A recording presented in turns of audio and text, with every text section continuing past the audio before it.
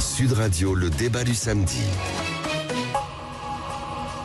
Et dans notre débat du samedi, que pensez-vous des marches citoyennes en hommage à Naël qui auront lieu dans plusieurs grandes villes en France à l'appel des organisations de gauche contre les violences policières et les discriminations dont sont victimes les quartiers populaires? C'est important, c'est aggraver la situation, il faut de l'apaisement.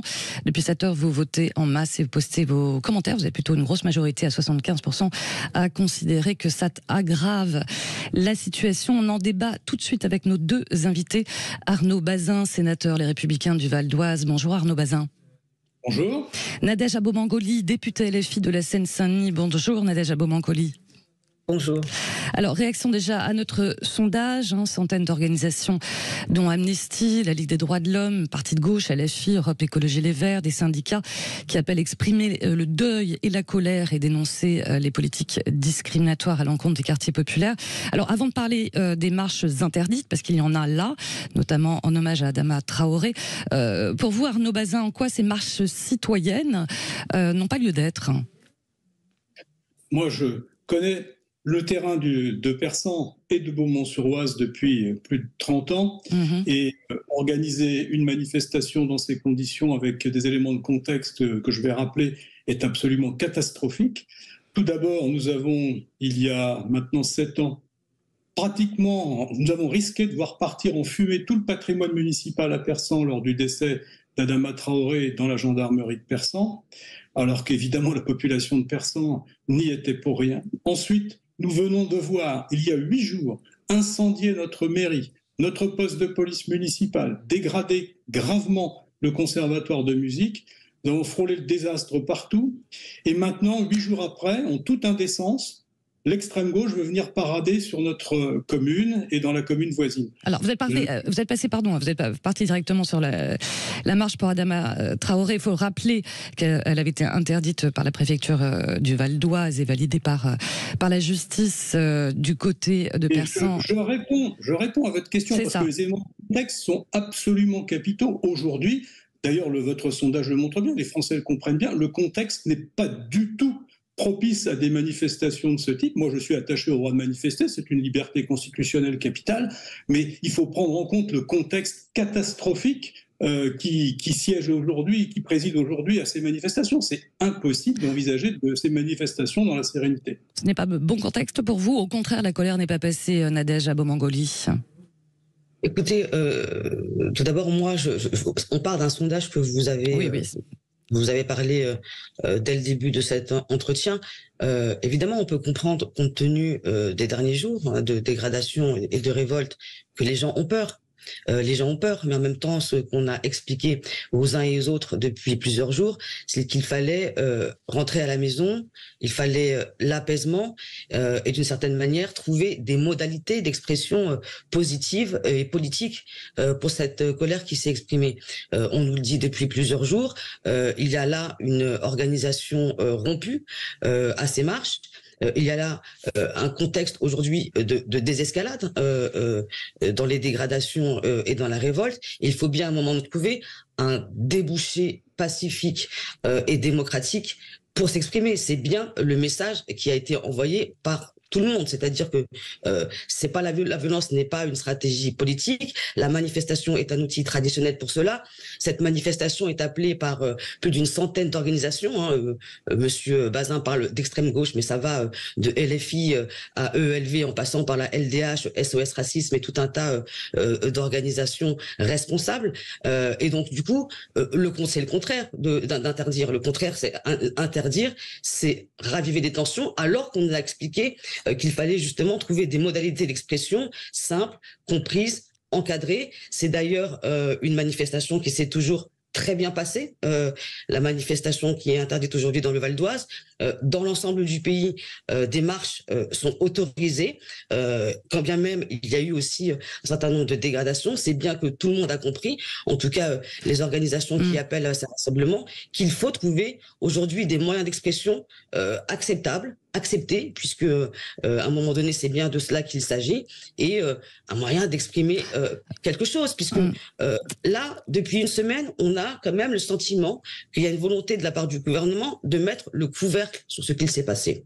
On a même eu la première ministre qui a expliqué aux différents chefs de groupes politiques au Parlement que tout ce qui s'était passé n'avait rien à voir avec la mort de Naël. La mort de Naël a été un déclencheur, et donc aujourd'hui, lorsqu'on parle d'apaisement, de 100 jours d'apaisement, on est bientôt à la fin des 100 jours d'apaisement. Il faut bien que le gouvernement entende qu'il y a des demandes légitimes, des demandes concernant le fait de regarder en face ce qu'il se passe dans la police, le fait de régler ces histoires de violence policière et de racisme dans la police, le fait de répondre à aussi ce qui est une forme de colère sociale. On va la manifestation, c'est un droit fondamental. Je vais faire rebondir Arnaud Bazin, Nadège Abou-Mangoli. Assa Traoré, la sœur d'Adama Traoré, avait appelé un rassemblement sur la place de la République à Paris aujourd'hui à 15h.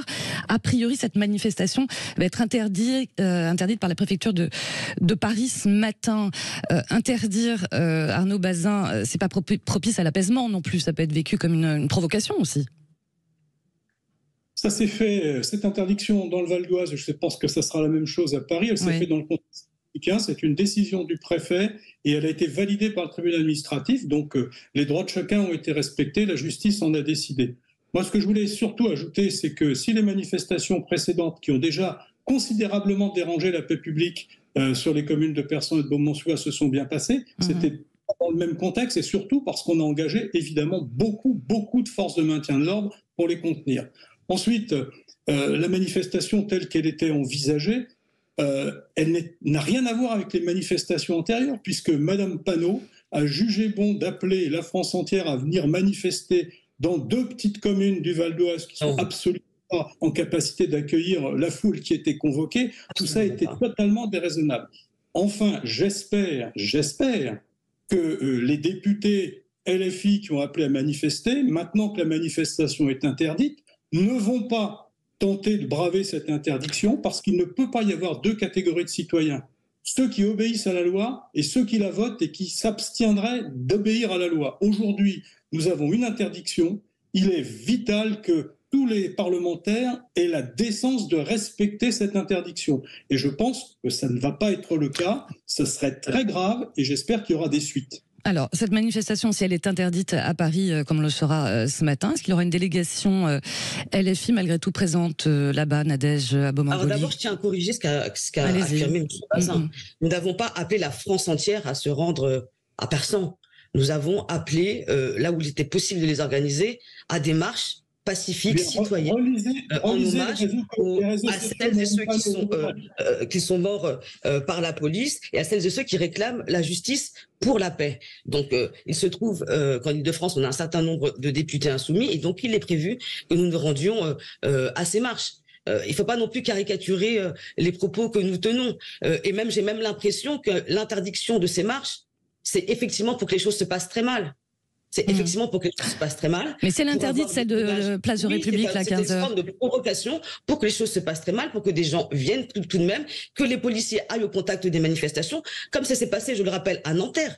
La marche blanche se passait très bien. Moi, j'étais à cette manifestation, j'étais à cette marche.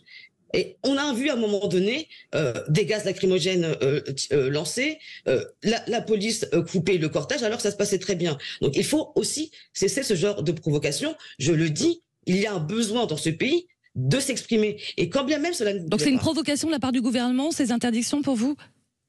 C'est une provocation, c'est pour que les choses dégénèrent. C'est pour que les choses dégénèrent. On ne peut pas dire aux uns, écoutez, calmez-vous. Et ensuite, lorsqu'on nous propose des solutions politiques encadrées pour s'exprimer, et bien venir derrière pour les interdire. Donc, que reste-t-il du coup pour les personnes pour s'exprimer? Qu'est-ce qui reste? Avant de donner la parole à nos auditeurs, vous n'avez pas totalement répondu à ma question, à Nadège Abou-Mangoli. Si cette manif est interdite, la place de la République à Paris cet après-midi, il y aura quand même une délégation à LFI ou pas? Il y aura une délégation LFI et LFI, il y aura des citoyens. Je vous rappelle tout de même qu'en juin 2020, à l'appel du comité Adama, une manifestation avait été appelée dans le sillage de toutes les manifestations revendicatives à la suite du meurtre de George Floyd. que cette manifestation avait été interdite quelques minutes avant le début de sa tenue et qu'elle s'était tenue, elle s'était très bien passée. Et les seules personnes qui avaient participé à la manifestation, c'était des nervis de génération identitaire. Donc en fait, ces manifestations se passent très bien dès lors qu'on les laisse se dérouler correctement. Alors avant de vous donner la parole, Arnaud Bazin, il y a des auditeurs qui nous appellent au 0826 300 300. Il y a Simon qui nous appelle de Perpignan. Bonjour Simon. Oui, bonjour Sud Radio. Alors, qu'est-ce que vous pensez, vous, de ces marches citoyennes qui sont prévues un petit peu partout? Déjà, j'ai écouté attentivement vos deux intervenants. Oui. Bon, évidemment, il y a des choses vraies et fausses d'un côté comme de l'autre, surtout particulièrement du côté des LFI, quand ils disent que la violence n'est pas effectivement une volonté politique, alors qu'on voit bien que de toute façon, ils attisent les braises. Donc, vous, ils attisent des braises, alors. Vous êtes sur la même position qu'Olivier Véran, alors?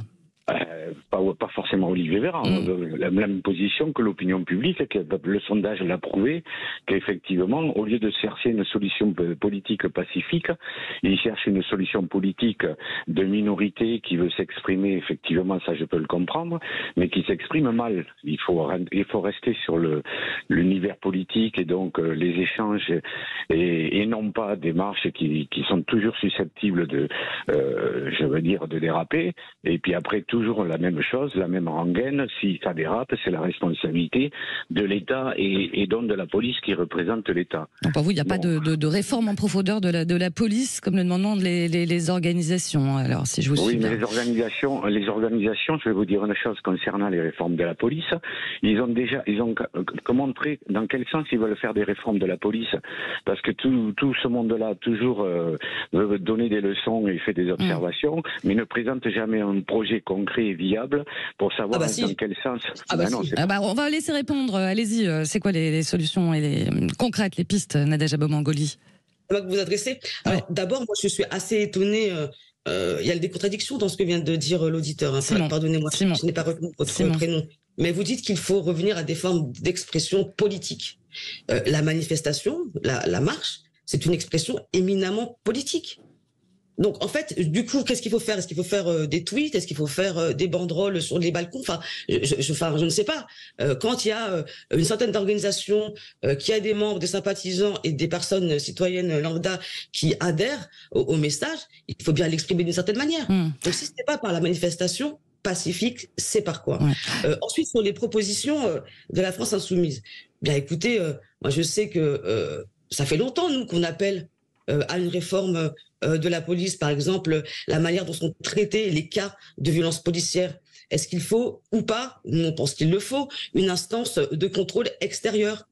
Est-ce qu'il faut, dans les cas de meurtre, comme c'est arrivé à Nanterre, dépayser l'affaire afin que les juridictions n'aient pas à juger, en fait, à enquêter sur des partenaires habituels qui sont. Je vais faire rebondir, pardon. Par rapport à la formation. Je vais faire rebondir Arnaud Bazin, Nadège Abomangoli. Merci Simon pour votre témoignage du côté de Perpignan. Réforme de la police en profondeur, c'est parti effectivement des leitmotifs des organisations. Pour vous, il n'y a pas de réforme à faire concernant la police ou certaines dérives? L'objectif de l'extrême gauche est toujours le même, c'est de désarmer la police. Pas l'extrême gauche, respecter l'extrême gauche. Contribuer à installer le chaos dans ce pays, ce qu'ils ont commencé à faire. Il suffit d'écouter M. Mélenchon. C'est pas de la fiction, ça. Quand M. Mélenchon liste l'ensemble des bâtiments qu'il ne faut pas brûler, qu'il oublie les commissariats de police, les commissariats, la police municipale et les mairies dedans, c'est pas sans intention. Donc là, il faut pas être honnête. C'est vraiment le zéro d'année. Ça veut dire qu'il faut faire des listes. Nous allons nous poser, nous, sénateurs. Madame, je vous ai subi longtemps, permettez-moi de m'exprimer. Nous allons, nous, sénateurs, bien sûr, participer à la réflexion sur l'ensemble de ces phénomènes qui ont beaucoup de dimensions, c'est évident. Nous sommes entrés dans un nouveau moment de la vie républicaine où l'État républicain est clairement menacé. Donc, il faut que nous puissions y réfléchir sereinement. Mais la priorité, c'est rétablir l'ordre. La priorité, c'est permettre aussi aux forces de l'ordre de souffler un peu. Dans ces conditions, organiser des manifestations 8 jours après que la France a été mise à feu et à sang et les forces de l'ordre lourdement éprouvées, c'était totalement irresponsable. Je maintiens cet adjectif. Irresponsable. Et si la manifestation de Paris a été interdite, ça rend d'autant plus pertinent l'interdiction de celle qui devait se dérouler sur un territoire que je connais bien, parce que ce territoire était encore moins adapté à toute manifestation en ce moment que Paris.